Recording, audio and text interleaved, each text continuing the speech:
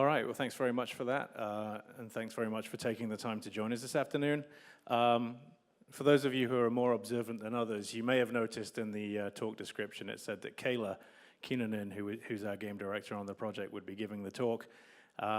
Unfortunately, I'm not Kayla. She's a lot more entertaining than me, but anyhow, I'll do the best that I can. So, yeah, anyway, so one of the things we wanted to do today was take a look at Warhammer 40K. We put the game out in May, and so the focus of the talk is really to try and give you guys an update as to sort of how we think things went, what we did well, what we didn't do well. One thing just before we kick off, I just want to say I really don't like the term postmortem in the context of a live game, because there's no way that the project is over. You know, we feel like we've really only just begun and scratched the surface of where we can take the game. And so this is really kind of what we call internally at Roadhouse an after-action report, which basically means we do something, and then we see how we did, and we grade ourselves, and then we see what we can do better, and you know, continually improve our processes that way. So a little bit about me. I'm the CEO at Roadhouse Interactive, also a co-founder, and been in the games industry since around 2001. Initially got my start with a very early incarnation of Nexon Japan. I was actually based in Tokyo for about 15 years, and initially kind of moved into Nexon on the side that was doing servers, hosting, all those kinds of things. So most of my career was in game operations and services and things like that, but got the opportunity to start Roadhouse back in 2008 with Tani Williams and Ian Vercher. Two guys have been in the Vancouver game scene for many, many years, and really looked at this as an opportunity to do content. Since we started the company, the vision has really been AAA free-to-play, for want of a better description. Even back in 2008, 2009, we knew the future of games would probably be free-to-play and incorporate a lot of Western game development and design expertise that Ian and Tani had, at least in our case. At the time, we had to say we thought it was browser, but as of 2012, we pivoted the company and been focused entirely on mobile and tablet since 2012. So now, just a little bit about Roadhouse. We're about 105 people now, kind of bootstrapped it from where we started in 2009. The vision initially was to be a production company. Obviously, that didn't really work, and we just basically brought a lot of development talent in-house. We have about 5 or 6 tracks going at any one time, a balance between work for hire, building games for other people, and building games for ourselves. And this current project, the Warhammer 40,000 Carnage project, was one of the first that fell into the category of being able to build games for ourselves, one of the first things that we decided to invest in, you know, as Roadhouse. We're kind of lucky in that we feel that the games that we build for ourselves and for other people kind of always tend to fall into that category of games we'd want to make anyway. So we sort of seem to have escaped the work-for-hire trap of just building games to keep the lights on. And so there's a lot of common threads across all of the games that we're building. Quite an experienced team, about 10 years average experience, and obviously not as Roadhouse, but collectively across those 100 people, there's well over 200 games shipped. So in terms of Carnage, the team leads Kayla, who was going to be giving this talk, but can't make it. And Tani Williams, who I've mentioned. When I met Tani, he was general manager at Relic in Vancouver and sort of been working on Dawn of War. And so, you know, that's where the relationship with Games Workshop stems from. And yeah, so let's keep going. So what is Carnage? You know, we set out to build a really accessible action RPG in the Warhammer 40K universe. So, you know, the initial challenge was to make sure that the game appealed, obviously, to the 40K fans, but also a little bit more widely than you might have expected with a 40K title. So basically, we wanted to really sort of pump up the adrenaline, you know, make sure that there was really that visceral, old-school arcade side-scroller feel, but obviously set that sort of correctly within the Warhammer lore and universe, or 40K lore and universe. One of the key mechanics, obviously, upgrades of gear. We have about 500 items of war gear in the game right now. And over time, we've continued to refine the way that that's presented and upgraded as well. Also, the idea is that we wanted to be able to create content on an ongoing basis. We already put out the Dark Angel upgrade, and recently Salamanders, I believe. And so that's now continuing to help keep the audience coming back as we put out a new upgrade and a new character pack. You know, we see a lot of users returning to the game, and a comparable both spike in revenues and also you know, retention there as people continue to find more of the universe that they can play in. Yeah, so this speaks a little bit of that in terms of how on a regular basis we're putting out chapter packs. We did launch the game as a premium title. You know, we spent a fair amount of time debating whether it was to be premium or free to play, and in the end we did decide to go premium, but with in-app purchases as well. And I can talk a little bit more about the business model later. Quite a lot of social stuff in there as well, and again, which we'll come on to as we talk a little bit more about business model choices. So what I want to go through today, basically divided up the talk into four main phases, talking about pitch to prototype, and then a second phase, which was a public demo, and third phase, development to launch, and then the fourth phase, which we're currently in, which is the live phase of the game. So as I said at the beginning, this is certainly not a postmortem because, you know, the game's been out 5-6 months, and certainly we feel like there's a long way to go yet, so not a postmortem. Then touch on some key learning, and then obviously try and leave some time for Q&A. Okay. So in terms of timeline, anybody else who comes from a kind of bootstrap studio probably quite familiar with this kind of curve. Obviously the plan from the beginning was to have a regular stable team across the project the whole way, but you know, given some of the challenges of you know, our other work and you know, the various changes in the profile of our clients and other work, given that this was one of the first games that we decided to invest in ourselves, you know, we did have a rather bumpy ride to get to where we got. Initially, the sort of initial pitch was back in August, I guess, of 2012, and then it took us a little while to get the deal done. But as of December 2012, we were ready to go, ramped the team up, and you know, as you can see, up to about this point, we were about 12 people, I guess. And you know, that went really well through here. The studio was humming along.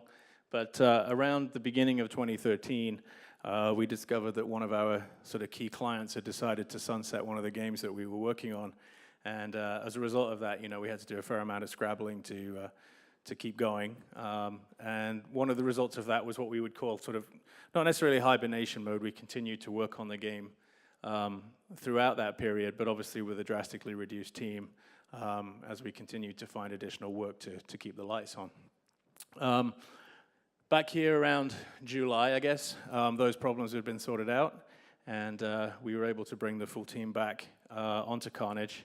And interestingly, we decided that having sort of been off the project, or at least not really focused on the project in the way we'd like to have been for that period of time, that we would do a public demo at the Games Workshop Games Day in August 2013, which in some ways was an interesting choice, but we really wanted to try and make sure that as we came back onto the project, we would you know, have something to show, but then also make sure that the direction and some of the choices that we'd taken would sit well with the Games Workshop fan base.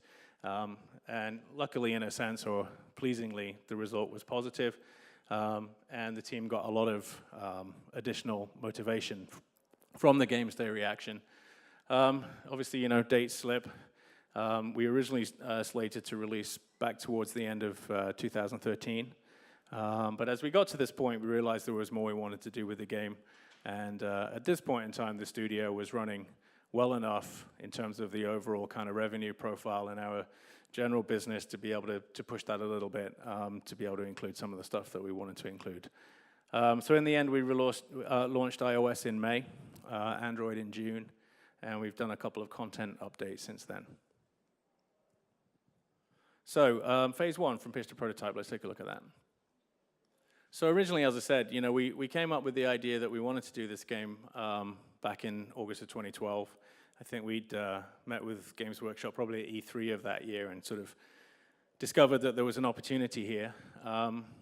Obviously, back in 2012, you know, runners were all the rage. Temple Run had just been doing an amazing number of downloads, and so we really sort of decided to find out if we could push an IP like this in that casual direction. So initially, the title was Run Forever Rampage, and the concept was sort of much more auto-running, a lane-driven game than we ended up with. You know, and I can talk a little bit about some of the reasons for that transition as we move forward.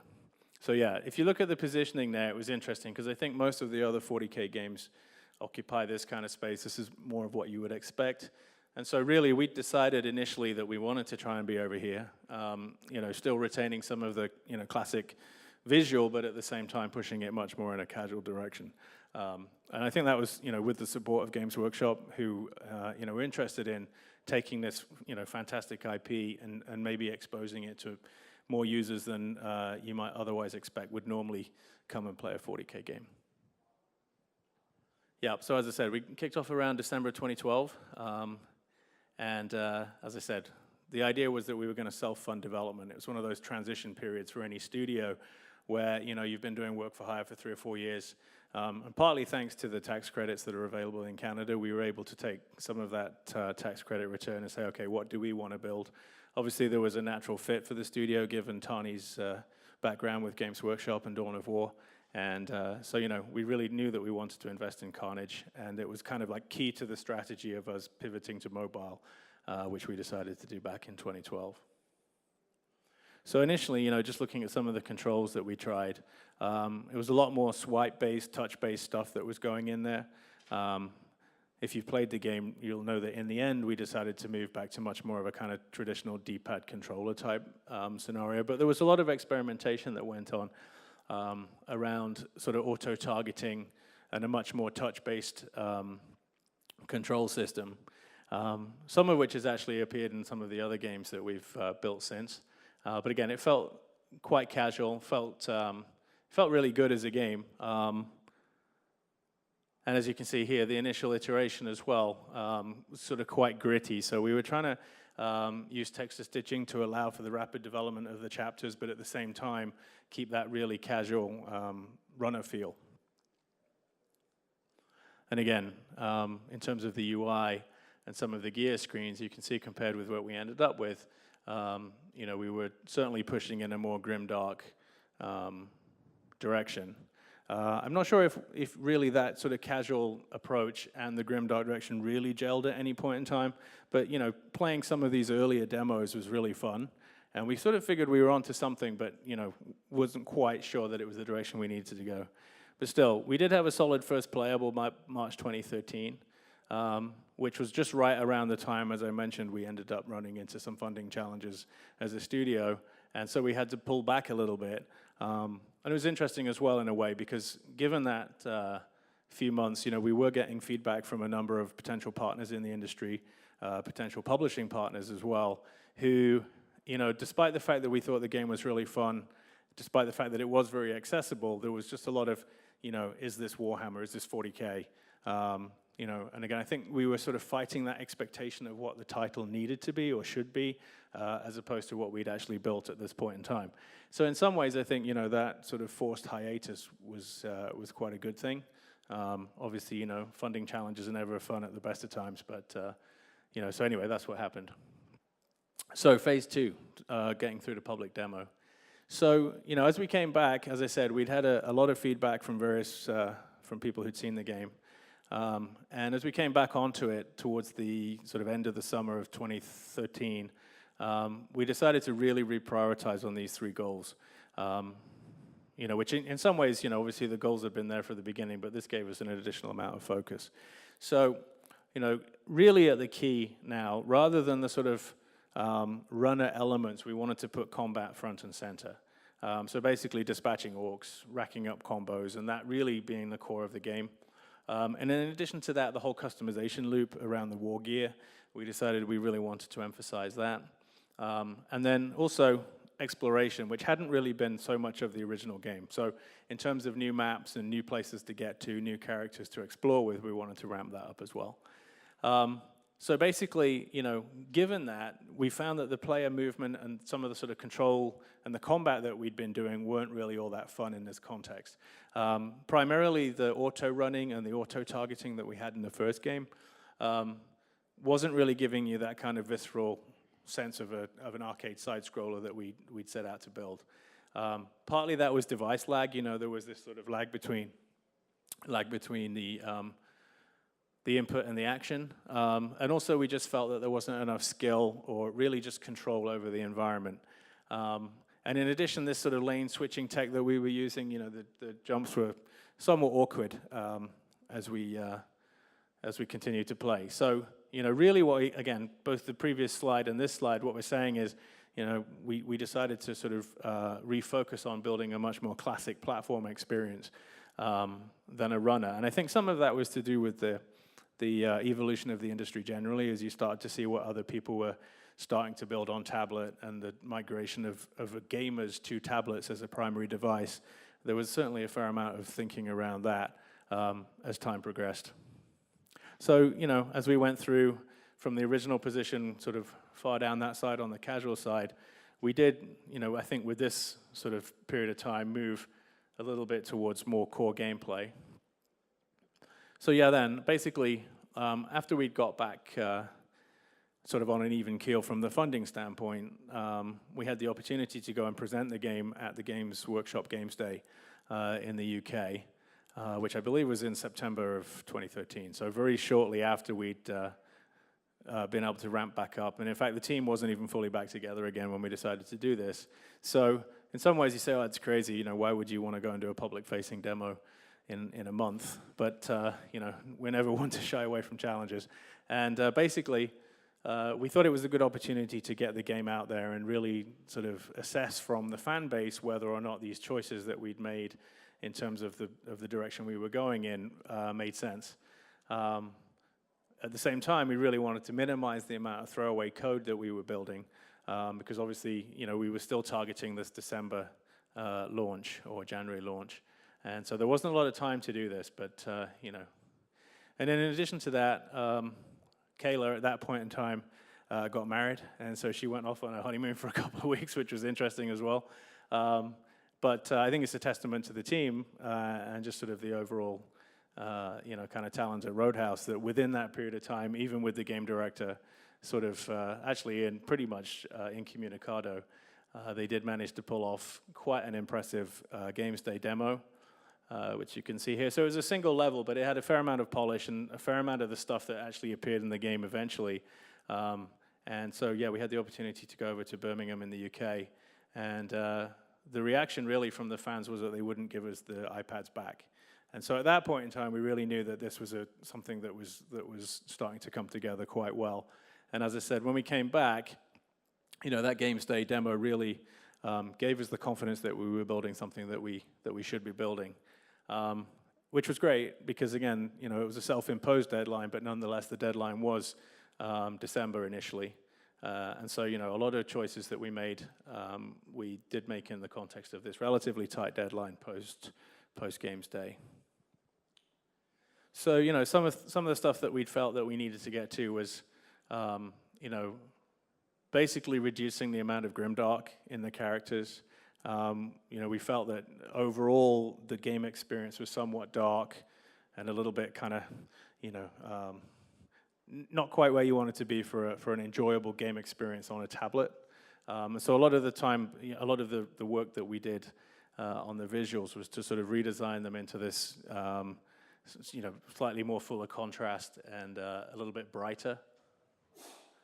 Also, the UI came under the same kind of scrutiny, and so what we ended up with, and this is now starting to move into sort of final game shots, was a little bit brighter, a lot more sort of differentiation between the different item classes using this sort of background visual vocabulary.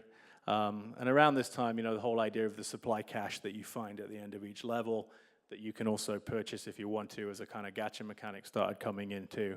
And it was important for us, obviously, as a premium game. We wanted to make sure that players could play all the way through without having to spend any additional money. But, as always, some players are impatient. Some players want to get the really cool ultra high-end stuff earlier. And so, we felt that we'd found that right balance between giving, a great experience that was good value, and then balancing that with the ability for some players to pay more money if they chose to. So again, we sort of, as we move forward, continued to update the positioning. And in this sense, the visuals became brighter. Although at that point in time, the gameplay was relatively fixed, I think.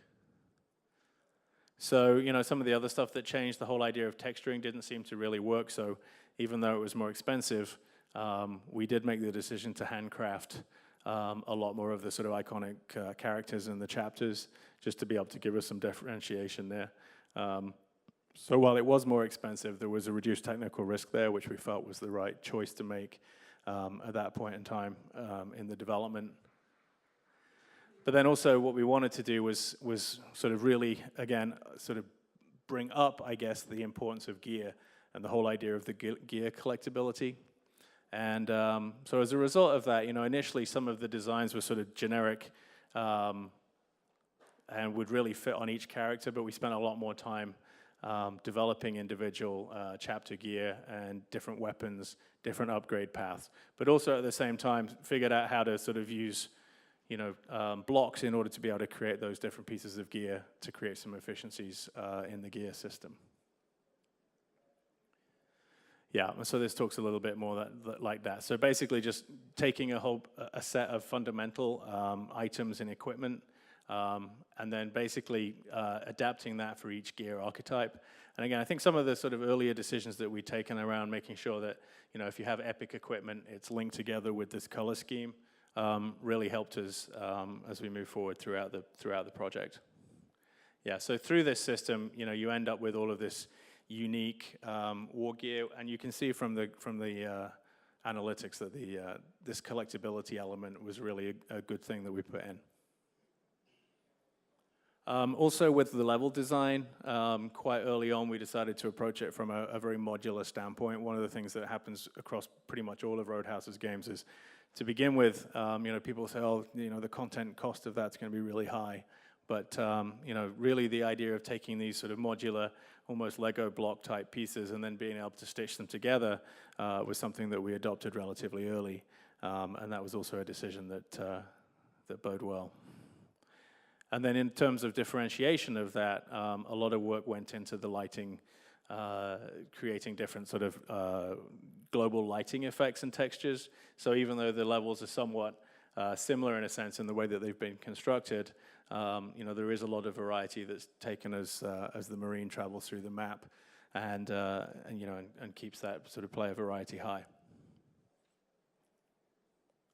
So in terms of control, initially we were on this sort of swipe auto target, and so the controls really did develop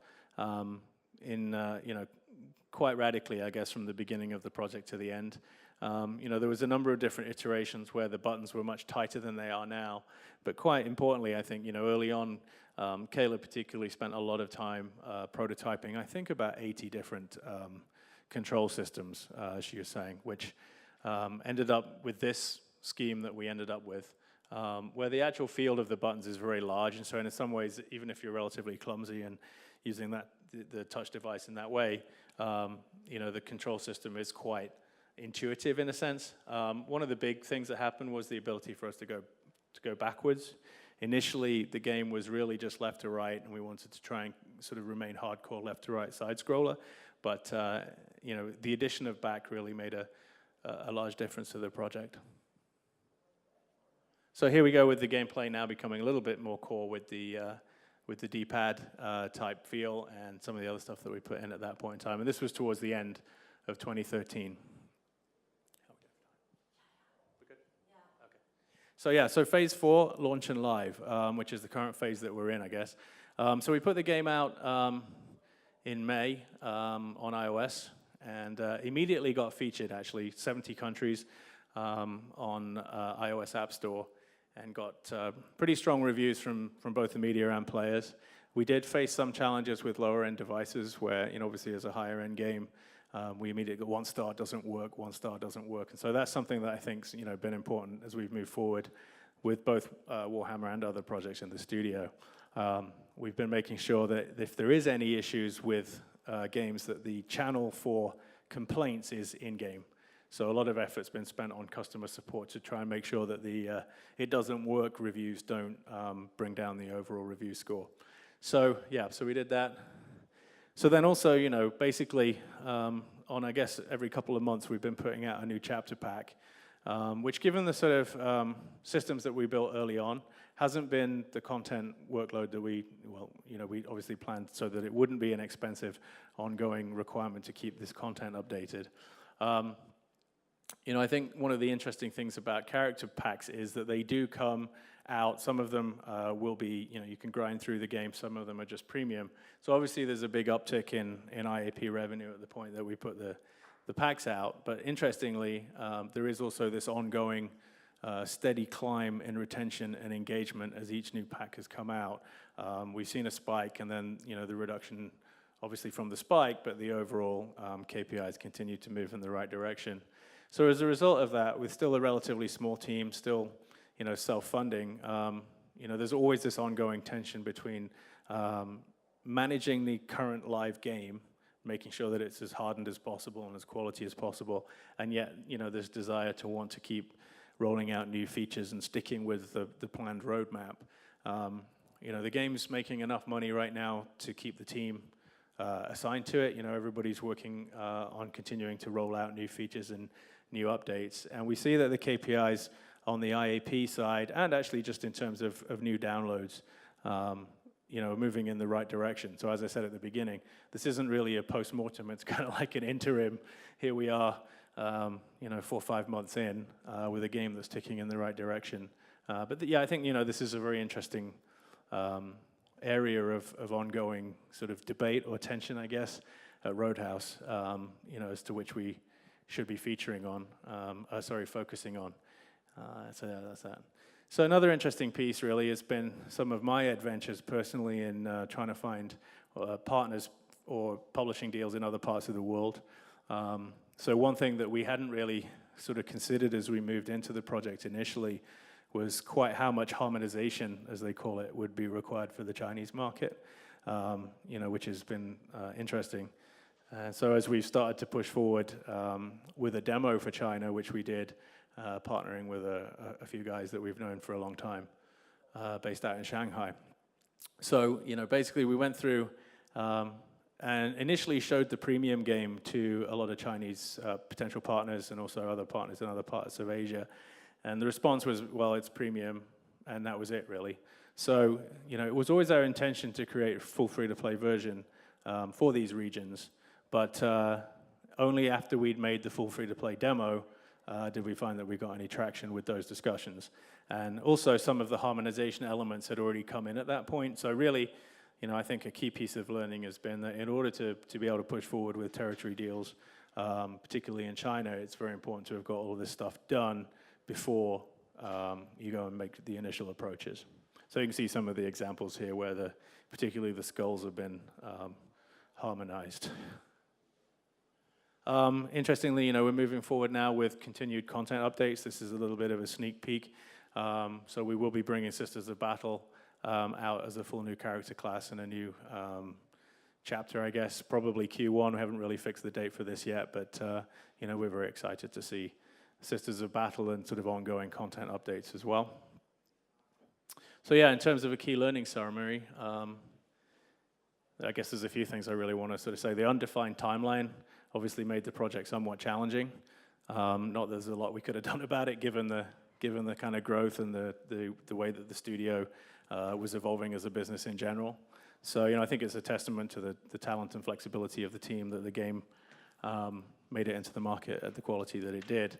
But I'm also pleased that some of that meant that we were able to adapt. So even though it was somewhat of an enforced hiatus, I think in the end it was quite a good thing that happened, because as the market evolved, we were able to make changes in the game, which I think were for the better. We still debate whether it was the right decision to go go premium as opposed to free to play. I think from one perspective, we feel like we gave sort of core Warhammer fans and early adopters of the game, great value for the price that we put it out at. There's a lot of content in there. And yet at the same time, obviously having that premium price point certainly reduces the total number of users that are going to come in and play the game. So in some ways, we've sort of been able to tune it. The IAP KPIs are continuing to move in the right direction, as I said.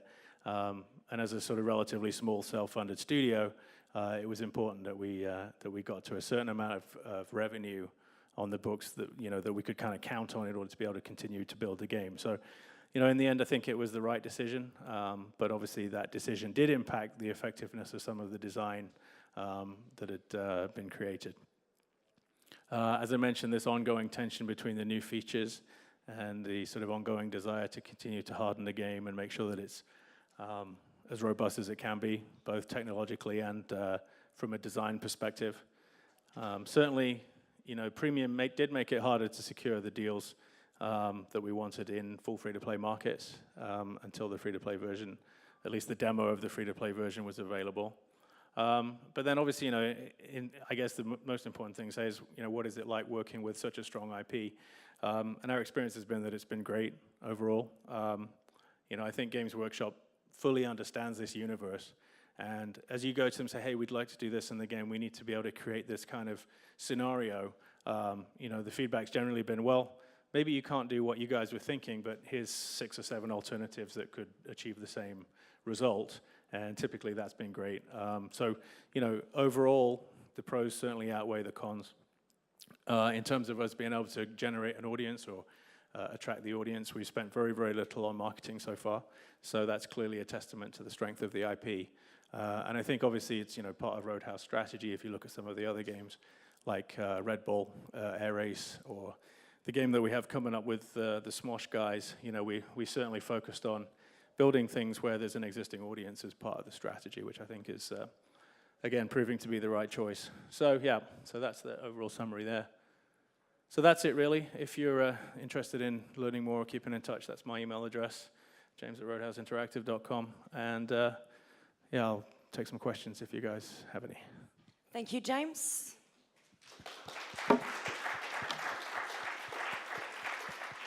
So we've got around 10 minutes for questions. So guys.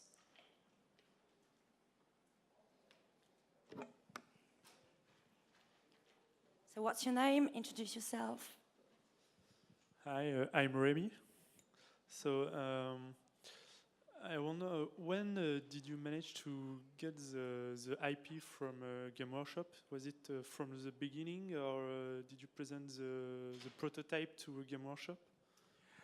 So the discussion with Games Workshop, I think, happened around E3 of 2012. And so at that point in time, we kind of knew that there was a mutual interest in doing something together.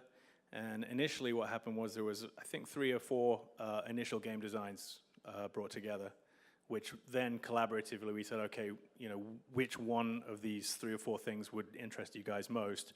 Obviously, we wanted to be compatible and sensitive to some of the other titles that, at the time, obviously, we didn't know what else was on the Games Workshop slate, but, over time, some of that's become a little clearer. And so, in some ways, I think it was about making sure that we fit into this slot that made sense in the context of some of the other stuff that was going on. So, as we've come out, there are other Warhammer and 40K titles, coming out on mobile devices, but we're finding that that's been a really well-planned strategy in the sense that, rising tide floats all boats, rather than having a specific game that would compete with ours in the particular way that we brought it to market. So I wouldn't say we actually had a prototype, but there was certainly quite a lot of work that had gone into a relatively deep level of game design and thinking. Yeah. Thank you.